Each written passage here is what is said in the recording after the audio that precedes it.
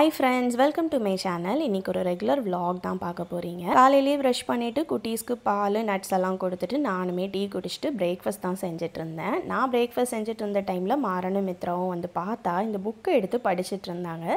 ஜென்ரலா ஏதாச்சும் டாய்ஸை வச்சு விளையாடிட்டு இருப்பாங்க, பட் இன்னைக்கு பார்த்தா இந்த புக்கை வச்சு பார்த்துட்டு இருந்தாங்க. மாறன்ட்ட என்னன்னு கேட்டா மித்ரா புக் ஷெல்ஃப்ல இருந்து எடுத்துட்டு வந்தாலாம். அதனால அவன் அதுல இருக்கிற ஒன்னொன்னையா அவளுக்கு வந்து டீச் பண்ணி கொடுத்துட்டு இருந்தான். சரி, நீங்க உங்க வேலையை கண்டினியூ பண்ணுங்க, நான் போய் பிரேக்ஃபாஸ்ட் வேலையை பார்க்குறேன்னு சமைக்கிறதுக்கு போயிட்டேன். முந்தின நாள் இட்லி மாவு அரைச்சாலே நெக்ஸ்ட் டே மார்னிங் பிரேக்ஃபாஸ்ட்க்கு இட்லியாக தான் இருக்கும். மாறன் மித்ராக்கு இட்லிக்கு கண்டிப்பாக தக்காளி சட்னி வேணும். அதனால் மேக்ஸிமம் தக்காளி சட்னி தான் இருக்கும். ஒவ்வொரு டைமும் ஒவ்வொரு மாதிரி பண்ணுவேன்.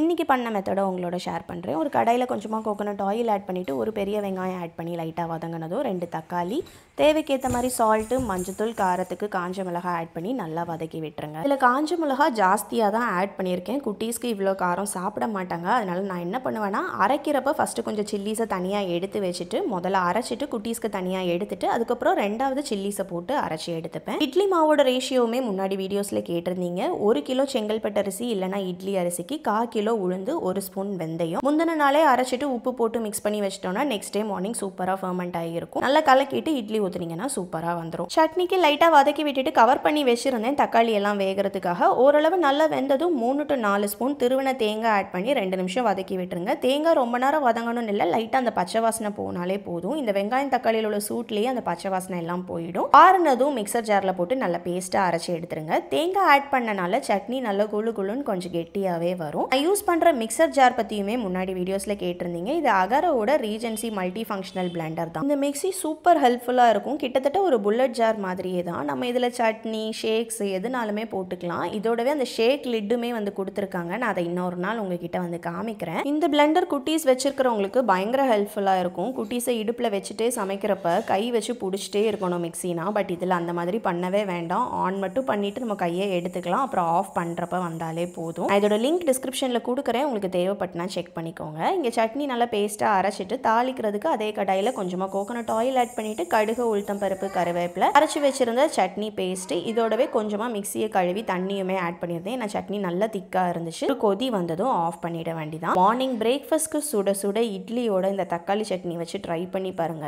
அல்டிமேட்டா இருக்கும். இட்லி வித் தக்காளி சட்னி ஃபேன்ஸ் யாராவது இருக்கிறீங்கன்னா இந்த வீடியோல மறக்காம கமெண்ட் பண்ணுங்க. என்னோட மார்னிங் பிரேக்ஃபாஸ்ட்ல இது ஒன் ஆஃப் த ஃபேவரட். என்னோட குட்டீஸ்க்குமே இது ரொம்ப பிடிக்கும். பிரேக்ஃபாஸ்ட்லாம் சாப்பிட்டுட்டு லஞ்ச் ப்ரிப்பேர் பண்றதுக்கு முன்னாடி மாறனுக்கு கொஞ்சம் ஹோம்ஒர்க் பண்ண வேண்டியது இருந்துச்சு. அதையுமே எழுத வச்சிட்டேன். இன்னைக்கு நம்பர் 6 தான் எழுதுறதுக்கு கொடுத்துருந்தாங்க. அவனுக்கு எழுத தெரியும், பட் நம்ம வீட்டில் தான் 2வதா ஒரு வாண்டு இருக்கே, அவ எழுதவே விட மாட்டா. டாட்லர் அட்ராசிட்டிஸ்ல இதுவுமே ஒன்று. அதனால பக்கத்திலேயே இருந்து அவனை ஹோம்ஒர்க் முடிக்க வச்சுட்டு நோட்டை தூக்கி பேக்ல வச்சுட்டு தான் நெக்ஸ்ட் வேலையவே பார்க்க போவேன். இன்னைக்கு லஞ்சுக்கு வெண்பொங்கலும் சாம்பாரும் தான். வெண்பொங்கல் பண்ணுறதுக்கு அரைக்க பாசி பருப்பை லைட்டாக வாசனை வரது வரைக்கும் வறுத்துட்டு ஒரு பவுலில் ட்ரான்ஸ்ஃபர் பண்ணிட்டேன். அதே பவுலில் ஆல்ரெடி 1 கப் பச்சரிசி எடுத்து வச்சிருந்தேன். பச்சரிசி 1 கப்புக்கு கொஞ்சம் குறவாக இருந்துச்சு, அதனால கொஞ்சோண்டு பொன்னி அரிசி ஆட் பண்ணியிருந்தேன். இந்த வறுத்த பாசி பருப்பையும் அதோட சேர்த்து ஆட் பண்ணி 2யும் கழுவி தனியாக வச்சுக்கோங்க. ப்ரெஷர் குக்கரில் பண்ணுறதுனால வறுக்கிறதுமே அதுலேயே பண்ணிட்டேன். ஏன்னா பாத்திரம் கழுவுறது மிச்சம் ஆகும்ல. இப்போ இந்த கழுவின அரிசி பருப்பை ஆட் பண்ணி அதோடவே 5 கப் தண்ணியும் ஆட் பண்ணி தேவையான அளவு சால்ட்டு, 1 ஸ்பூன் நெய்யும் ஆட் பண்ணியிருந்தேன்.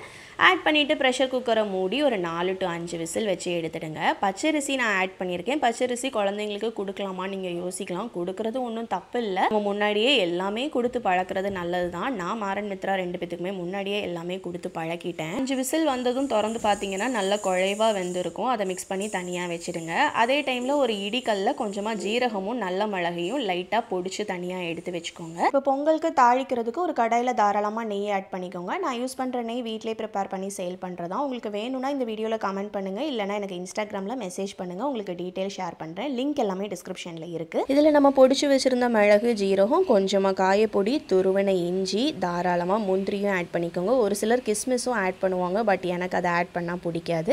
இதெல்லாம் ஓரளவு பொரிஞ்சதும் ஃபைனலாக கொஞ்சமாக கருவேப்பிலையும் ஆட் பண்ணி ஸ்டவ்வை ஆஃப் பண்ணிவிட்டு இந்த மிக்சர் எல்லாத்தையும் நம்ம முதல்ல வேக வச்சு வச்சுருந்த பொங்கலுக்கு மேலே ஆட் பண்ணி நல்லா மிக்ஸ் பண்ணி விட்டுருங்க.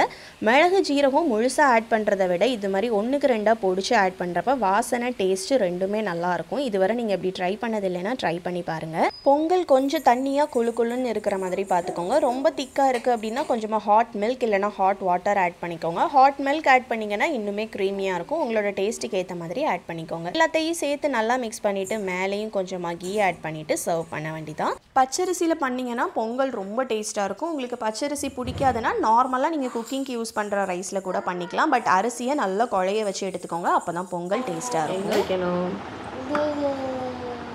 மாறன் எங்கே இருக்கான்? மாறன் எங்கே இருக்கான்? மித்ரா, அதான் மித்ரா. மித்ரா விழுந்துட்டா. ஐயோ, மித்ரா ஒன்று முத்தி வச்சிரு. உன் கையில் என்ன இருக்கு? டோனட். டோனட் எதுலையா மாற்றி வை. அண்ணாக்கு மேலே எப்படி வைக்க முடியும்? திருப்பி திருப்பி வை. திருப்பி மாட்டி தூக்கி இறையக்கூடாது. போய் எடுத்துட்டு ஓடு. அம்மா இல்லை, மித்ரா தான் எடுக்கணும். கார் எங்க? இதில் வைக்கக்கூடிய கார் எங்க? போய் எடுத்துகிட்டு வந்து காரை வை. காரை போய் எடுத்துகிட்டு. இந்த கார் இல்லை, பிங்க் கலர் காருங்க. அண்ணா இருக்குது பாரு, உன் பேக்கில் இருக்குது பாரு. அந்த காரையும் வை. அதை காரையும் இதில் வை. சூப்பர். என்னது? யாரோட காரு? உனக்கா? யா, எங்கே போகிற? இன்னொரு கார் எடுக்க போறியா? இது யாருக்கு? சரி, ஓகே, வை. மாட்டு. எங்கே வைக்கணும் காரை? அதில் என்னது? என்ன எழுதியிருக்கு? ஸ்மைல் காருன்னு எழுதியிருக்கு. என்னது? என்னாச்சு? இதில் உள்ளது இல்லையா? எங்கே போச்சு? சரி, பரவாயில்ல, வை. பரவாயில்ல, ஒன்றும் இல்லை, வை. ஒன்றும் இல்லை, வை. சரி, தேடி எடுத்தாரேன்னா எங்கே இருக்குன்னு அப்புறமா தேடி எடுத்தாரேன். வை வை வை. இந்த சைடு வை காரை. இதில் வை. இங்கே இடம் இருக்கு. அந்த பக்கம் பேக்கில் வை. சூப்பர். சாப்பிட்டாச்சுல. இப்போ என்ன பண்ணணும்? சாப்பிட்டு முடிச்ச பிறகு என்ன பண்ணணும்? தூங்குவோமா? எங்கே போய் தூங்கணும்? அது அம்மா செப்பல் கீழே போடு. தூங்குவோமா? வா போய் படுப்போம். வா வா, போ ரூமுக்கு போ.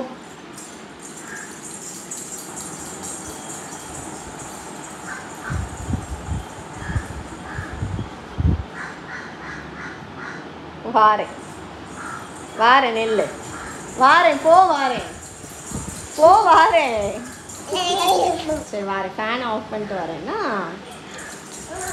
மித்ராக்கு லஞ்ச் எல்லாம் கொடுத்து அவளை தூங்க வச்சுட்டு வந்த பிறகு தான் நான் என்னோட லஞ்சை சாப்பிட்ருந்தேன். அப்போ தான் நிம்மதியாக நல்லா பொறுமையாக சாப்பிட முடியும். சாப்பிட்டுட்டு கொஞ்சம் பிஸ்னஸ் ஒர்க் எல்லாம் பார்த்துட்டு இருந்தேன். அதுக்கப்புறம் மித்ராவும் தூங்கி எந்திரிச்சு வந்துட்டா. ஈவினிங் ஸ்நாக்ஸுக்கு கிரேப்ஸ் தான் கொடுத்துருந்தேன். கிரேப்ஸை மட்டும் அவங்க நல்லா சாப்பிட பழகுற வரைக்கும் முழுசாக கொடுத்துடாதீங்க. 2 இல்லை 4 கூட கட் பண்ணி கொடுங்க. அதுதான் சேஃப். ஏன்னா கிரேப்ஸ் சோக் ஆகுறதுக்கு நிறைய சான்ஸ் உண்டு. நான் மித்ராக்கு 2 தான் கட் பண்ணி கொடுத்துருந்தேன். டின்னருக்கு ஹோட்டலில் ஏதாவது பார்சல் வாங்கலாம்னு நினச்சிருந்தோம். குட்டீஸ்க்கு மட்டும் வீட்லேயே பாஸ்தா செஞ்சு கொடுத்துட்டேன். நான் வந்து டிசானோட வீட் பாஸ்தா தான் யூஸ் பண்ணுறேன். இதோட லிங்க்குமே டிஸ்கிரிப்ஷனில் கொடுக்குறேன். உங்களுக்கு தேவைப்பட்டுனா செக் பண்ணிக்கோங்க. நாகர்கோயிலில் கொஞ்ச நாளைக்கு முன்னாடி தான் பரோட்டா ஹட் ஓப்பன் பண்ணியிருந்தாங்க. அங்கேருந்து அவங்களோட ஸ்பெஷலான பால் பரோட்டா தான் சுதன் வாங்கியிருந்தாங்க. 4 பரோட்டா, கிரேவி, ஃப்ரை என்னெல்லாமோ சேர்த்து கொடுத்துருந்தாங்க. இது இவ்வளோ பெருசாக வரும்னு நினைக்கல. 2 பேர் சாப்பிட்ற மாதிரி தான் இருந்துச்சு. பட் எனக்கு 2 நூல் பரோட்டாவும் பிச்சு போட்ட சிக்கனும் தான் வாங்கியிருந்தோம். 2ஓட டேஸ்ட்டுமே ரொம்ப நல்லா இருந்துச்சு. நீங்கள் நாகர்கோயிலில் பரோட்டா ஹட் போனீங்கன்னா இந்த 2ம் ட்ரை பண்ணி பாருங்கள். ரொம்ப நல்லா இருந்துச்சு.